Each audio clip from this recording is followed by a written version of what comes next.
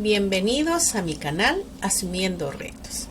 Bueno, en estos días los docentes nos encontramos dedicados a elaborar el informe y reporte del trabajo remoto que venimos realizando. Esta vez requerido con el oficio múltiple 040 del 2020 emitido por el Minedu el 25 de mayo. Adjunto a este oficio nos ha llegado dos formatos, el formato 1 y el formato 2. Es sobre estos formatos que el Minedu emite un segundo oficio múltiple, el 042, emitido el 29 de mayo. En este segundo oficio se realizan precisiones sobre la elaboración y presentación de estos informes. ¿Qué nos dice? El informe mensual de las actividades realizadas se harán con el formato 1, es decir, a partir de mayo se van a utilizar el formato 1. Y el informe sobre el balance del periodo de trabajo remoto efectuado durante los meses de marzo y abril del 2020 se desarrollará con el formato 2, es decir, se va a utilizar por única vez. Asimismo, dice que son de aplicación en aquellas regiones donde la DRE o UGEL no viene implementando de manera formal ningún mecanismo de informe o reporte del trabajo remoto.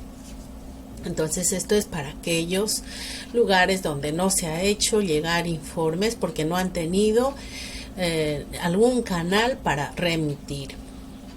También establece los plazos. El informe del trabajo remoto del mes de mayo tienen plazo para presentar hasta el 3 de junio. Del mes de mayo hasta el 3 de junio. Los docentes tienen que presentar hasta el 3 de junio. Y el formato 2, la fecha de presentación es el 12 de junio. Así es que, colegas, estar atentos a estas fechas para presentar sus informes. Bueno, es sobre este formato número 2 que quería compartirles, hacerles llegar algunos alcances referenciales sobre cómo se rellena. En los datos generales no hay mayores dificultades porque viene el año, lo bueno son los datos generales, ¿no? De la institución, el nivel, el grado, el grado y la sección que tiene uno a cargo. El número de estudiantes por cada aula, si tiene una sección, si tiene 2 secciones, si tiene 3 secciones. Este cuadrito de los datos de los estudiantes se va a repetir según la cantidad de secciones que tenga a cargo el docente. En esta tabla se registra los datos del estudiante, el teléfono celular de los padres, y en esta parte de la tabla el medio por el cual tiene acceso nuestro estudiante a Aprendo en Casa. Entonces aquí registro a los estudiantes que tienen acceso por TV. Quienes tienen acceso por radio, si no hay ninguno no le coloco. Quienes tienen acceso por internet. Pero si en algún caso el estudiante no tiene acceso ni por TV, radio ni internet, ninguno de estos 3 medios, voy a especificar por qué medio el estudiante tiene acceso a Aprendo en Casa. Entonces de repente ustedes se están comunicando por celular, por correo, por WhatsApp, hay que especificar. Y si se tiene un estudiante a quien no se le ha ubicado, por más esfuerzos que se ha hecho, no se ha logrado tener ningún tipo de contacto de comunicación, le ponemos sin atención. En la parte 3, descripción de las actividades realizadas, sobre el acompañamiento a los estudiantes en sus experiencias de aprendizaje. Esto se va a rellenar por semanas. En el mes de mayo son 4 semanas. Rellenamos a qué grado se está atendiendo, qué sección, cuántos estudiantes se tienen en ese grado. En este caso, los estudiantes tienen acceso por TV y por internet. A criterio personal, eliminé el resto de los datos. Pero si su director o subdirector, directora, le indica que solamente rellene las X, es mejor que cumpla esas indicaciones. ¿Cuáles son los logros en el acompañamiento a los estudiantes? Los logros. Logré tener comunicación con todos los estudiantes de mi aula, ¿no? Para acompañarlos. Se acordó la comunicación con los estudiantes a través del WhatsApp. Se respetan los acuerdos de horarios de conectividad. Se llama cuando dejan de participar en las clases virtuales. Pero de repente algún colega diga, no, eso no es un logro del acompañamiento, pues puede obviar. Se les envía en forma personalizada sus actividades de trabajo a los que tienen dificultades. Envían sus evidencias con responsabilidad y esmero. Como les decía inicialmente, estos son alcances referenciales, ¿no? Ya son unas ideas para que se pueda rellenar, tener idea más o menos qué es lo que vamos a considerar. Se puede mejorar, hay muchas formas de expresar un logro, una dificultad o una sugerencia. Y va a depender mucho de la realidad de nuestros estudiantes, del contexto en el que viven. Dificultades. Se les acaban los datos de su celular. La memoria de sus celulares no tiene capacidad para recibir mucha información. Es una dificultad para hacer el acompañamiento. Hay días que la red está recargada, lo que le dificulta bajar la información. Padres que han retornado a su trabajo se llevan su celular. Algunos estudiantes ya no están remitiendo sus evidencias. Celulares de algunas familias están fuera de servicio. Estudiantes de familias contagiadas ya no se comunican. No cuentan con celulares para comunicarse. En las sugerencias, coordinar con los padres de familia para que les faciliten un medio para comunicarse. Coordinar para que las familias comuniquen si tienen inconvenientes que impidan la participación de sus hijos en las clases virtuales para programar otras formas de trabajo. Esto es en cuanto al acompañamiento.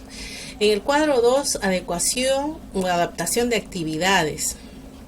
Bueno, acá también se hace por semana. En la primera semana, de repente ustedes han realizado unos gráficos en una hojabón, unos organizadores visuales con parte de la información de Aprendo en Casa para que ellos complementen, ¿no? Entonces, eso sería una actividad adaptada, pero ¿sobre qué temas le pueden mencionar acá, ¿no? También se les envía modelos o imágenes como ejemplo del reto que tienen para desarrollar sus actividades. Se les puede formular preguntas retadoras para que contesten por audio o escrito sobre la actividad que están desarrollando. También podría ser fichas, ¿no? De repente han elaborado alguna ficha para que pueda contestar. También lo registramos en actividades adaptadas. También otro caso podría ser que el tema que se está tratando se contextualiza a su entorno, a su realidad, ¿no? Como la conservación del medio ambiente, qué es lo que estás haciendo tú por la conservación de la tierra, ¿no? Entonces ese tema se podría adaptar a su contexto. Materiales generados. ¿Qué materiales ha generado el docente para atender, para ayudar en el logro de sus competencias, en sus aprendizajes al estudiante? Se les envía audios con explicaciones, respondiendo a sus interrogantes o sugiriendo mejorar sus actividades. Se elabora PPT y se convierte a imagen, a fotografía para enviarles, ¿no? Que es la forma más práctica para enviar una imagen. También podría ser que han recortado un video con alguna parte o información específica para enviarles. Eso es un material generado. Las páginas del cuaderno de trabajo. Bueno, en la página web de Aprendo en Casa están colgadas las páginas de estos cuadernos de trabajo. Y lo que podemos hacer es bajarlos y facilitarles al estudiante, sobre todo convirtiéndolo en imagen, porque a veces ellos no tienen la aplicación para abrir una página PDF. Esto se rellena por los 4 meses dependiendo qué actividades adaptadas, qué materiales generados se ha utilizado. ¿Cuáles son los logros? Bueno, acá viene los alcances referenciales. Los estudiantes lograron cumplir con los retos propuestos a partir de Aprendo en Casa. Al recibir sus evidencias podemos ver las actividades que necesitan retroalimentación. En sus actividades se evidencia que los materiales y o ejemplos complementarios han contribuido a mejorar sus aprendizajes. Entonces, todo el esfuerzo que ha hecho el docente en sus actividades adaptadas, en sus materiales generados, pues ha logrado que el estudiante realice una mejor actividad y logre sus competencias. En las dificultades, cuando se les acaba sus datos, se pierde conectividad. La lentitud de la transferencia de datos, el internet, ¿no? Cuando se cuelga el internet, tampoco se les puede compartir enlaces, links de páginas o de YouTube porque se consumen sus datos o no tienen internet. Los padres que retornan a sus trabajos se llevan el celular y tienen que esperar que retornen. Sería otra dificultad. La entrega de evidencia se retrasa por situaciones familiares. Por razones económicas no pueden recargar sus celulares.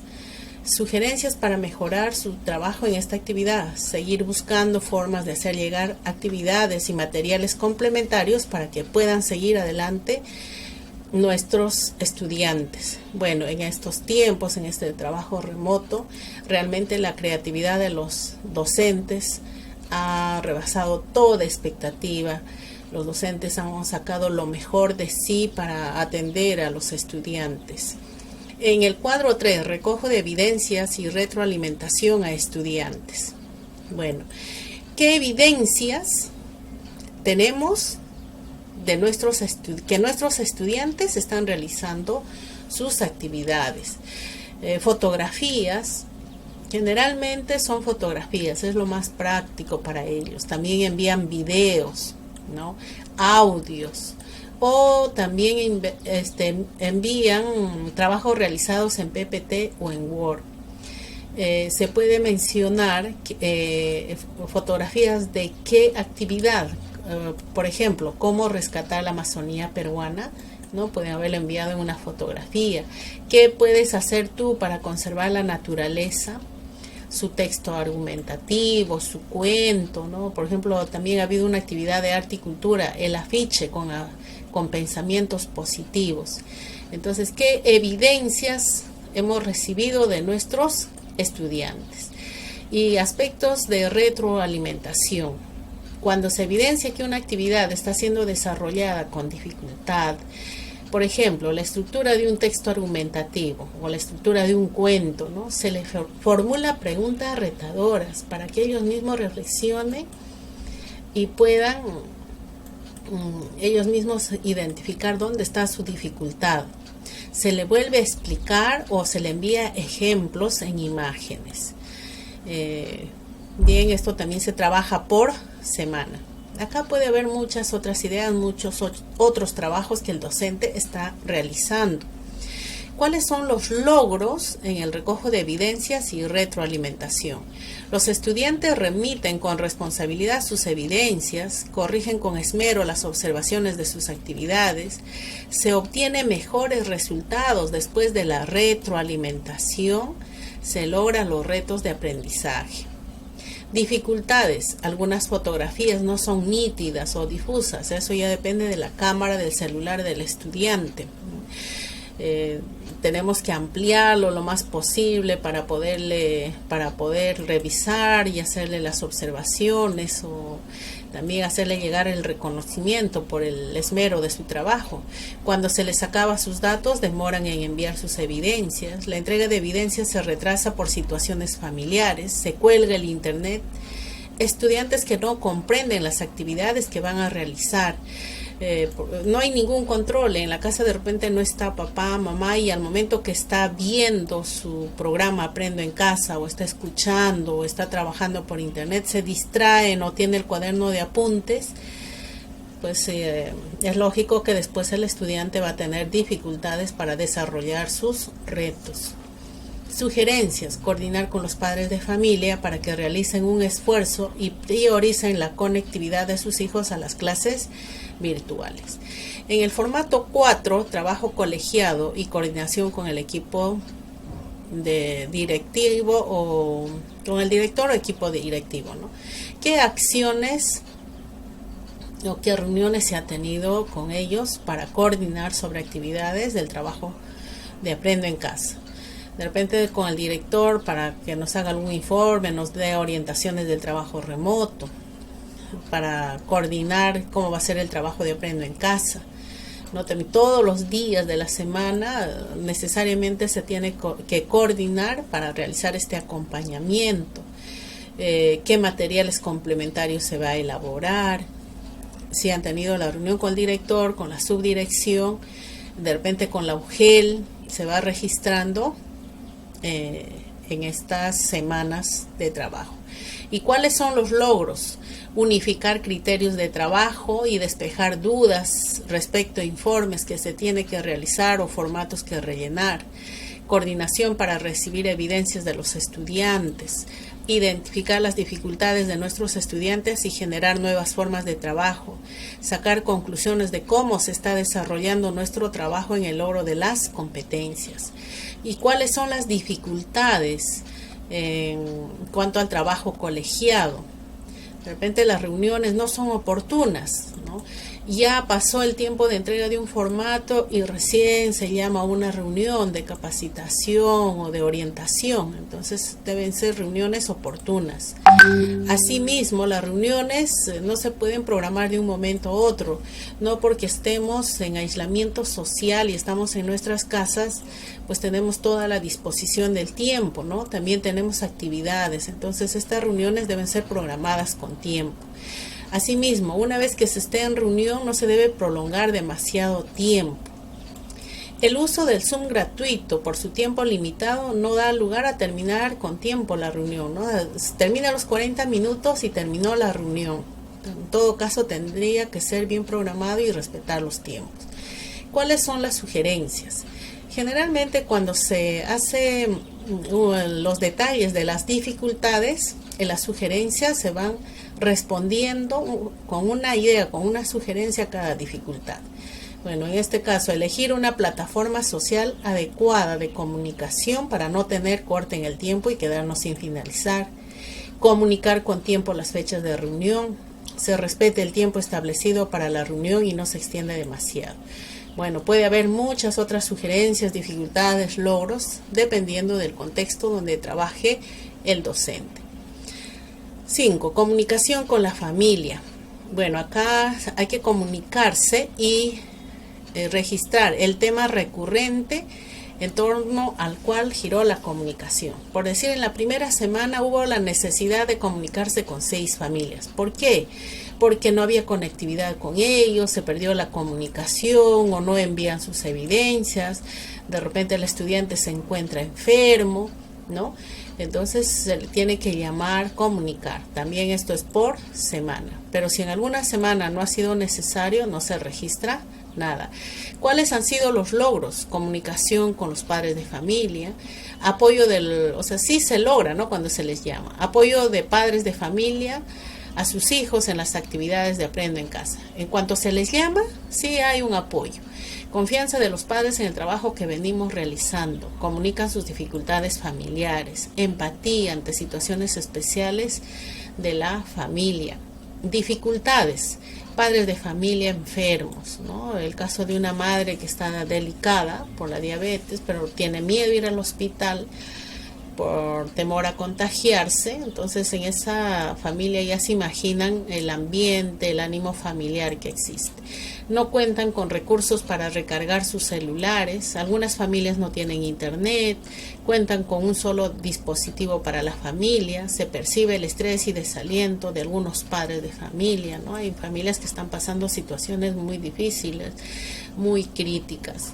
Sugerencias: seguir haciendo llegar material audiovisual de soporte emocional del área de psicología, o también imágenes, ¿no? Hay muchas imágenes ahora para reflexionar, para dar un soporte emocional a estas familias.